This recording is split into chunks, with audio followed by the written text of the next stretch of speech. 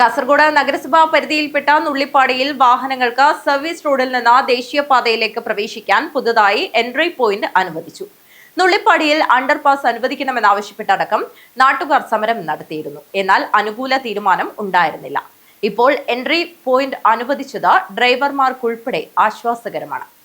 മഴക്കാല മുന്നൊരുക്കങ്ങളുടെ ഭാഗമായി കഴിഞ്ഞ ദിവസം ജില്ലാ കളക്ടർ അർജുൻ പാണ്ഡ്യന്റെ നേതൃത്വത്തിൽ ദേശീയപാത നിർമ്മാണ പരിധിയിലുള്ള നഗരസഭ ഗ്രാമപഞ്ചായത്ത് അധ്യക്ഷന്മാരുടെ യോഗം ചേർന്നിരുന്നു. കലക്ട്രേറ്റിൽ ചേർന്ന യോഗത്തിൽ ദേശീയപാതയിൽ തലപ്പാടി മുതൽ കാലിക്കടവ് വരെ നേരിടുന്ന വിവിധ പ്രശ്നങ്ങൾ തദ്ദേശ സ്ഥാപന പ്രതിനിധികൾ യോഗത്തിൽ ഉന്നയിച്ചു.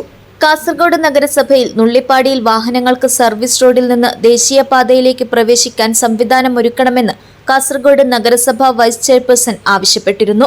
ഇക്കാര്യത്തിൽ അടിയന്തരമായി പരിശോധന നടത്തി ഗതാഗതം സുഗമമാക്കാൻ അധികമായി എൻട്രി പോയിന്റ് കൊടുക്കുന്നതിന് നടപടിയെടുക്കാൻ ജില്ലാ കളക്ടർ ദേശീയപാത അതോറിറ്റിക്ക് നിർദ്ദേശം നൽകുകയും ചെയ്തു.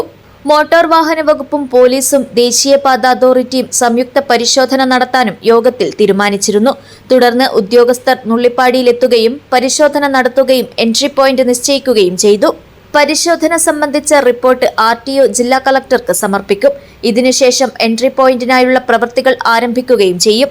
കാലവർഷം ശക്തി പ്രാപിച്ച സാഹചര്യത്തിൽ ഉടൻ തന്നെ പ്രവൃത്തി പൂർത്തീകരിച്ച് വാഹനങ്ങൾക്ക് സർവീസ് റോഡിൽ നിന്ന് ദേശീയപാതയിലേക്ക് പ്രവേശിക്കാൻ സൗകര്യമൊരുക്കും.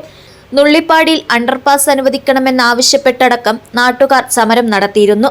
എന്നാൽ അനുകൂല തീരുമാനം ഉണ്ടായിരുന്നില്ല. ഇപ്പോൾ എൻട്രി പോയിന്റ് അനുവദിച്ചത് ആശ്വാസകരമാണ്. News bureau, Kasaragod.